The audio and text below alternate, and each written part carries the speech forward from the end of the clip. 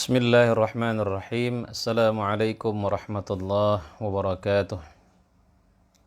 Alhamdulillah wassalatu wassalamu ala Rasulillah Muhammad ibnu Abdullah wa ala alihi wa sahbihi wa mawalah, amma ba'd.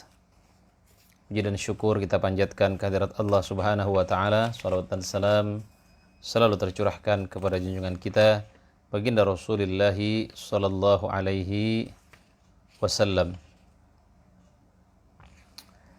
Sahabat yang dimuliakan Allah Subhanahu wa taala, kita kembali mengkaji buku karya Syekh Wahid bin Abdus Salam Bali, yaitu Rasulullah berkisah tentang surga dan neraka. Kita baca lagi hadis-hadisnya. Dari Abu Sa'id Al-Khudri menuturkan Rasulullah sallallahu alaihi wasallam bersabda, Nuh dihadapkan pada hari kiamat. Lalu ditanyakan kepadanya, apakah kamu telah menyampaikan? Ia menjawab, ya, wahai Rabb. Kemudian umatnya ditanya, apakah ia telah menyampaikan kepada kalian? Mereka menjawab, belum ada seorang pemberi peringatan pun yang datang kepada kami. Dia Rabb bertanya, siapakah yang menjadi saksimu? Ia menjawab, Muhammad dan umatnya.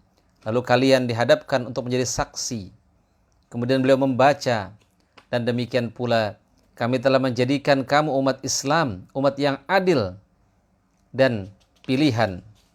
Ya, kata beliau, wasaton ialah adil. Ya, agar kamu menjadi saksi atas perbuatan manusia dan agar Rasul Muhammad SAW menjadi saksi atas perbuatan kamu. Sahabat yang dimuliakan Allah Subhanahu wa ta'ala, jadi yang menjadi saksi atas dakwah daripada Nabi Nuh alaihissalam adalah umat Nabi Muhammad sallallahu alaihi wasallam dan Nabi Muhammad sallallahu alaihi wasallam. Nah, bagaimana kita menyaksikan dakwah Nabi Nuh padahal kita tidak hidup pada zaman Nabi Nuh? Tentunya dengan kisah-kisah tentang Nabi Nuh yang ada di dalam Al-Quran, yang kita yakin kebenaran daripada kisah tersebut. Ya, karenanya kita menjadi saksi atas dakwahnya Nabi Nuh alaihissalam, walaupun umat daripada Nabi Nuh mengingkari. Ya, padahal kalau kita baca di dalam surah Nuh, bagaimana kesungguhan Nabi Nuh ya, dalam berdakwah. Da'autu qaumi lailaw wa nahara. Saya mendakwahi kaum saya ya, malam dan siang. Tetapi apa yang mereka lakukan? Tetapi apa respon mereka? Mereka semakin lari daripada dakwah. Bahkan mereka menjadikan telinga-telinga mereka untuk menyumbat ya, jari-jari mereka untuk menyumbat telinga mereka agar tidak mendengar kalimat dakwah ya. Dan menutup wajah mereka, tidak mau mendengarkan dakwah daripada Nabi Nuh. Tetapi Nabi Nuh alaihissalam tidak berputus asa dalam berdakwah, walaupun pengikut daripada Nabi Nuh ini tidak banyak. Nah, kemudian yang selanjutnya, Adi bin Hatim mengatakan Rasulullah SAW bersabda, tidak ada seorang pun dari kalian melainkan Rabb-nya akan bercakap-cakap dengannya tanpa perantara di antara keduanya. Ketika ia melihat sebelah kanannya, ia tidak melihat kecuali apa yang telah diberikan dari amalnya. Ia melihat sebelah kirinya, dan ia tidak melihat kecuali apa yang telah diberikannya. Ia melihat di hadapannya, dan ia tidak melihat kecuali neraka di hadapannya. Maka bertakwalah kepada Allah, walaupun dengan secuil kurma. Dalam hadis lain Rasulullah sallallahu alaihi wasallam bersabda, ittaqun nar walau bisyiqqi tamrah. Faman lam yajid fabi kalimatin thayyibah.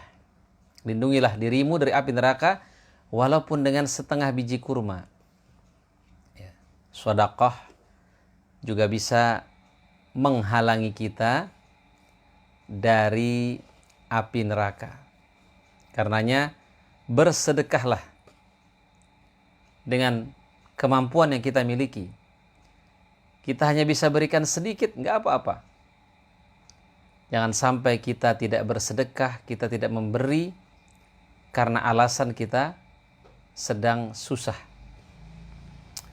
Muawiyah bin Abi Sufyan berkata, tasaddaqu wa la yaqul ahadukum inni muqil fa inna sadaqata muqil afdal. Bersedekahlah dan janganlah kamu mengatakan saya tidak mampu. Justru sedekah dalam keadaan tidak mampu itu adalah sedekah yang terbaik. Juhdul muqil kata Nabi, sedekah dalam keadaan sulit. Salah satu ciri daripada orang bertakwa adalah alladzina yunfiquna fis sarra'i wad dharra. Orang-orang yang menafkahkan hartanya, menginfakkan hartanya dalam keadaan senang ataupun sulit. Justru ketika rezeki kita sempit, kita diperintahkan untuk berinfak. Disitulah jalan agar pintu rezeki kita terbuka luas. Allah Subhanahu wa taala berfirman, "Wa man qudira 'alaihi rizquhu falyunfiq mimma atahullah." Barang siapa yang disempitkan rezekinya, hendaklah dia menginfakkan apa yang Allah berikan kepadanya. Nah, kalau kita nggak punya juga harta, nggak punya harta sama sekali, fabi kalimatin thayyibah. Dengan kalimat yang baik, dengan kalimat yang menyejukkan. Kalau ngomong nggak menyakiti orang, tidak menfitnah orang, tidak menghibah orang, menjaga perasaan orang. Ini termasuk sedekah. Kullu ma'rufin sedekah. Setiap kebaikan adalah sedekah. Sahabat yang dimuliakan Allah Subhanahu wa taala, kita lanjutkan lagi hadisnya dari Abu Hurairah meriwayatkan Rasulullah sallallahu alaihi wasallam bersabda, barang siapa yang dikaruniai oleh Allah harta tetapi ia tidak menunaikan zakatnya, maka harta tersebut pada hari kiamat akan diserupakan dalam wujud ular bertanduk. Berbisa dua yang akan dikalungkan di lehernya pada hari kiamat. Kemudian ia mengangakkan mulutnya seraya berkata, aku hartamu atau simpananmu. Kemudian beliau membaca ayat ini, sekali-kali janganlah orang yang bakhil dengan harta yang Allah berikan kepada mereka. Dari karunia-Nya menyangka bahwa kebakhilan itu baik bagi mereka. Sebenarnya kebakhilan itu adalah buruk bagi mereka. Harta yang mereka bakhilkan itu akan dikalungkan kelak di lehernya di hari kiamat. Dan kepunyaanlah Allah. Kepunyaan Allah lah segala warisan yang ada di langit dan di bumi. Dan Allah mengetahui apa yang kamu kerjakan. Nah ini azab untuk orang yang bakhil, orang yang tidak mau mengeluarkan zakat. Ya, maka salah satu kewajiban seorang muslim adalah menunaikan zakat. Ya. Aqimus shalah wa atuz zakah. Ya, kata-kata aqimus shalah, ya, tunaikan salat dan tegakkan salat dan tunaikan zakat ini selalu beriringan. Ini artinya kita harus menjaga hubungan kita dengan Allah dan hubungan kita dengan manusia. Menjaga hubungan kita dengan manusia adalah dengan menunaikan zakat. Menjaga hubungan kita dengan Allah adalah dengan mendirikan salat. Ya. Jangan bakhil. Harta yang Allah berikan kepada kita ini hanya titipan. Ya. Rasulullah SAW bersabda, la yadkhulul jannata bakhil. Tidak akan masuk surga orang yang pelit, orang yang kikir. Kata para ulama, al-bakhil laisa lahu khalil. Orang bakhil itu nggak punya teman. Ya, bahkan orang pelit pun nggak suka sama orang pelit. Rasulullah SAW bersabda, orang yang dermawan itu dekat dengan Allah, dekat dengan manusia. Sedangkan orang yang pelit itu jauh dengan Allah dan jauh dengan manusia. Manusia tidak ada yang mau mendekatinya. Ya. Jamaah yang dimuliakan Allah Subhanahu wa taala, Abu Hurairah meriwayatkan Rasulullah bersabda, setiap orang yang memiliki emas dan perak yang tidak menunaikan hak hartanya tersebut pasti tak kalah pada hari kiamat kelak akan dibentangkan untuknya lempengan-lempengan terbuat dari api, lalu dipanggang di atasnya dalam neraka jahanam. Kemudian lambung kedua kening dan punggungnya disetrika dengannya. Setiap kali terasa dingin, maka diulang lagi untuknya pada hari yang panjangnya 50.000 tahun. Hingga urusan di antara hamba diputuskan. Lalu ia akan melihat jalannya, apakah ke surga atau ke neraka. Ditanyakan, wahai Rasulullah, juga pemilik unta? Beliau menjawab, juga pemilik unta yang tidak menunaikan haknya. Di antara haknya juga ialah diperah susunya pada waktu memberinya minum. Melainkan ketika pada hari kiamat kelak unta tersebut dibesarkan di tempat yang luas, yang lebih besar dari sebelumnya. Ia tidak kehilangan seekor anak unta pun. Unta tersebut menginjak-injaknya dengan kaki-kakinya dan menggigitnya dengan mulutnya. Setiap kali yang pertama pergi darinya, maka yang lain datang kepadanya. Pada suatu hari yang panjangnya 50.000 tahun. Hingga Allah selesai mengadili pada hambanya, lalu mengetahui jalannya, baik ke surga maupun ke neraka. Ditanyakan, wahai Rasulullah, juga pemilik sapi dan kambing? Beliau menjawab, juga pemilik sapi dan kambing yang tidak menunaikan haknya. Melainkan pada hari kiamat, sapi dan kambing tersebut dibesarkan di tempat yang luas. Ia tidak kehilangan suatu pun darinya. Tidak ada yang tertanduk, bengkok, tidak punya tanduk atau retak tanduknya. Sapi dan kambing tersebut menanduknya dengan tanduknya dan menginjak-injaknya dengan kaki-kakinya. Setiap kali yang pertama pergi, yang lain datang kepadanya. Pada hari yang panjangnya 50.000 tahun, hingga Allah selesai mengadili para hambanya. Lalu setiap hamba melihat jalannya, baik ke surga maupun ke neraka.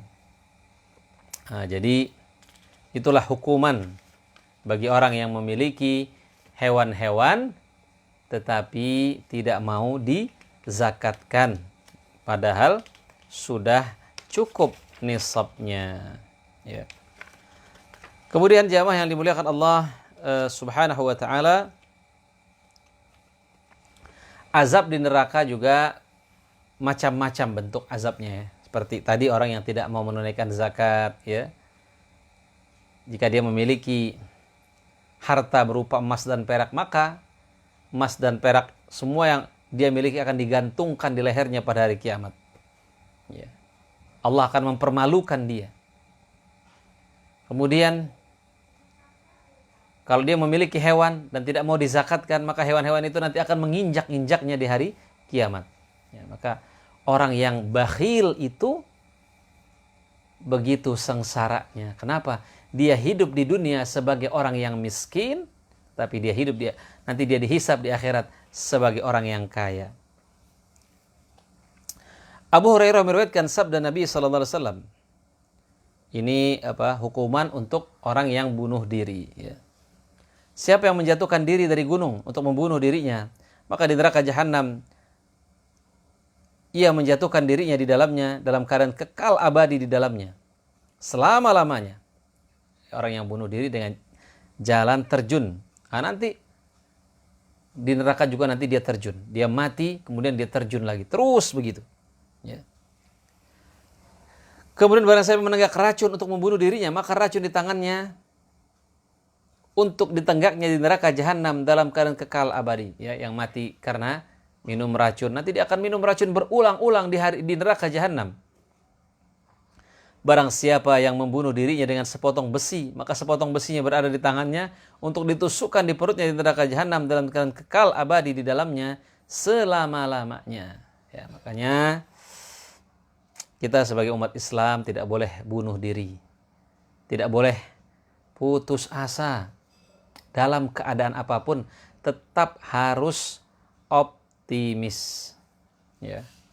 Wala taqtulu anfusakum innallaha kana bikum rahima. jangan kamu bunuh diri kamu, sesungguhnya Allah sayang kepada kamu. Wala tulqu bi aidikum ila tahlukah, jangan kamu campakkan diri kamu pada kebinasaan. Ya, tidak boleh kita putus asa sesulit apapun permasalahan hidup kita. Jangan sampai kita bunuh diri. Wala tayasu min rauhillah, jangan kamu putus asa dari rahmat Allah. Sesungguhnya tidak putus asa dari rahmat Allah kecuali orang-orang yang kafir. Makanya kata Nabi, orang mukmin itu ajaib. Kalau dia mendapatkan nikmat, dia bersyukur, itu baik buat dia. Kalau dia mendapatkan musibah, dia bersabar, dan itu juga baik buat dia. Walaysa dzalika li ahadin illa lil mu'min, dan itu tidak dimiliki kecuali oleh orang-orang yang beriman. Kemudian sahabat yang dimuliakan Allah Subhanahu wa taala, Ibnu Abbas meriwayatkan, aku mendengar Rasulullah bersabda, kullu musawwirin finnar yaj'alu lahu bi kulli suratin sawwaraha nafsan fatu'adzibahu fi jahannam. Setiap rupa berada di dalam neraka. Pada tiap-tiap gambar yang digambarnya diberi nyawa untuk menyiksanya di neraka jahanam. Ya. Apa lukisan yang tidak dibolehkan di dalam Islam? Ya, melukis makhluk hidup, ya, manusia, hewan. Ya, nanti gambar-gambar yang dia lukiskan akan diberi nyawa untuk menyiksa dia di neraka jahanam. Ya. Jamaah yang dimuliakan Allah Subhanahu wa taala,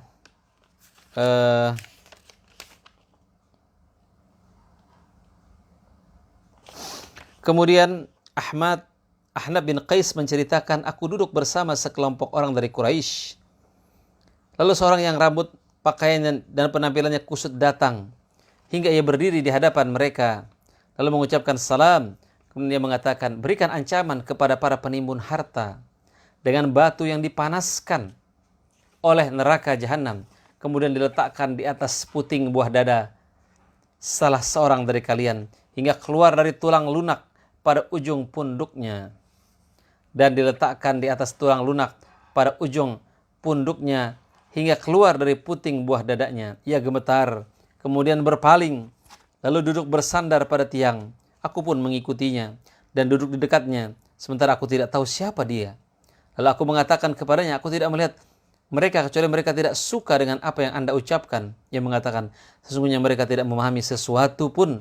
Kekasihku mengatakan, aku bertanya, siapa kekasihmu? Ia menjawab, Nabi bersabda, wahai Abu Dzar, apakah kamu melihat seseorang? Aku pun melihat ke langit.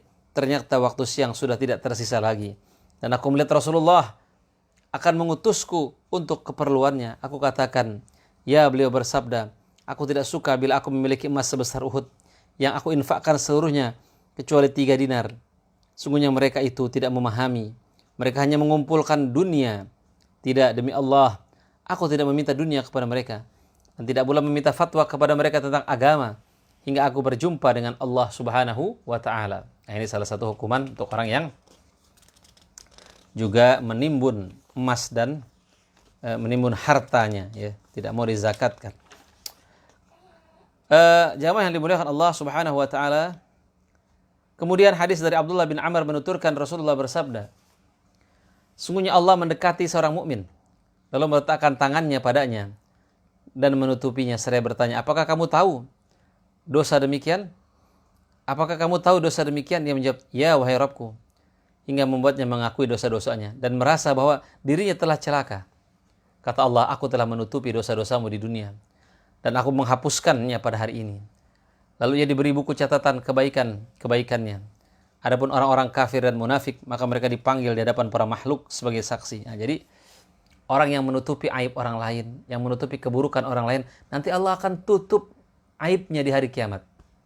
Ya, salah satunya dengan apa? Dia dipanggil, dia mengakui dosa-dosanya. Dan Allah tidak mengabarkan kepada makhluk yang lain. Allah bilang, aku ampuni dosa-dosamu. Mudah-mudahan kita termasuk orang-orang yang ditutupi aibnya oleh Allah Subhanahu wa ta'ala. Karena tutupilah aib keburukan saudara-saudara kita. Ya. Adapun terhadap orang-orang kafir, Allah mengatakan, orang-orang inilah yang telah berdusta terhadap Rabb mereka. Ingatlah kutukan Allah ditimpakan atas orang-orang yang zalim. Kemudian yang bagian yang terakhir daripada buku ini, ya. Abu Hurairah menuturkan, Su'ilan Nabi sallallahu alaihi wasallam an aktsari ma yudkhilun nasu al-jannah, qala taqwallahu husnul khuluq. Wa su'ilan aktsari ma yudkhilun nasu an-nar, faqala al-fam wal farj. Nabi ditanya tentang perkara terbanyak yang menyebabkan manusia masuk surga, beliau menjawab, takwa kepada Allah dan akhlak yang baik. Nah, apa ciri orang yang bertakwa? Ya sudah dijelaskan dalam surat Al-Baqarah, alladzina yuqimuna shalah, ya, mendirikan salat, menunaikan zakat, beriman kepada hari akhir, berinfak dalam keadaan senang ataupun sulit, menahan amarah, memaafkan manusia. Ini ciri orang-orang yang bertakwa. Ya. Orang yang bertakwa juga, menurut Ali bin Abi Thalib, apa itu takwa? Takwa itu adalah ar-ridha bil qalil, ridha dengan apa yang sedikit. Warda bima qasamallah takun aghnan nas, ridholah dengan apa yang Allah berikan, maka kamu akan menjadi orang yang kaya. Ya. Ya. Kemudian juga beriman kepada Al-Quran, itu juga ciri orang-orang yang bertakwa. Dan bersiap-siap untuk bertemu dengan Allah, itu juga ciri-ciri orang yang bertakwa kepada Allah Subhanahu wa Ta'ala. Lalu apa akhlak yang baik itu? Akhlak yang baik itu adalah talaqatul wajhi, kata para ulama, wajah yang ceria, wajah yang tersenyum, itu akhlak yang baik. Ya. Tidak sombong, ya, tidak ujub, tidak riya, sabar, ya, menyingkirkan duri dari jalan, itu adalah semuanya al-akhlaq al-karimah, dan masih banyak yang lain. Ya. Dan kebanyakan yang menyebabkan manusia masuk neraka adalah mulut dan kemaluan. Nah, ini. Makanya kata Rasulullah SAW, siapa yang menjamin untukku apa yang ada di antara dua janggutnya, yaitu mulutnya, dan apa yang ada di antara dua kakinya, yaitu kemaluannya, maka aku jamin untuknya surga. Ya, itulah pembahasan tentang buku yang berjudul Rasulullah berkisah tentang surga dan neraka. Alhamdulillah sudah selesai. Ya, mudah-mudahan bermanfaat dan mudah-mudahan kita semua dimasukkan oleh Allah ke surganya yang seluas langit dan bumi, dan Allah selamatkan kita, keluarga kita, teman-teman kita, sahabat-sahabat kita, orang tua kita dari nerakanya Allah Subhanahu wa Ta'ala. Allahumma inna nas'aluka ridhaka wal jannah. Ya Allah, aku minta kepadamu ridhamu dan surgamu. Wa na'udzubika min sakhatika wan nar, dan aku berlindung kepadamu dari murka dan nerakamu. Itu saja mungkin yang bisa saya sampaikan, kurang lebihnya mohon maaf. Kita tutup dengan doa kafaratul majlis. Subhanaka Allahumma bihamdika asyhadu an la ilaha illa anta astaghfiruka wa atubu ilaik. Assalamualaikum warahmatullahi wabarakatuh.